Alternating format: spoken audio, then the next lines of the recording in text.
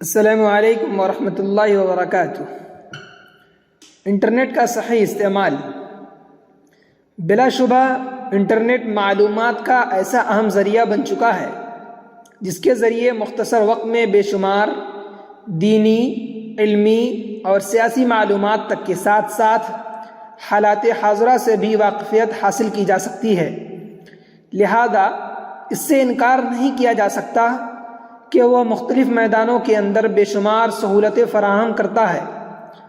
البتہ افسوسناک پہلو یہ ہے کہ انٹرنیٹ کا غلط استعمال کرنے والے اکثر حضرات اس کے نقصانات اور اس کے منفی گوشوں پر سنجیدگی کے ساتھ غور نہیں کرتے، جس کی وجہ سے وہ آہستہ آہستہ مختلف ذہنی، جسمانی، نفسیاتی مشکلات کے شکار ہو جاتے ہیں۔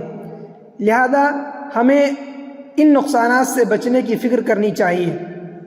اس انٹرنیٹ کا سب سے بڑا نقصان بے حیائی کا فروغ ہے، اور یہ بے حیائی و عریانیت پھیلانے، فسق و فجور کے مناظر پیش کرنے کا سب سے بنیادی ذریعہ ہے۔ اس کے ذریعے اخلاقی و دینی تباہی اور اسلامی اقدار و پاکیزہ روایات سے ان کی لا تعلقی عام ہوتی جا رہی ہے۔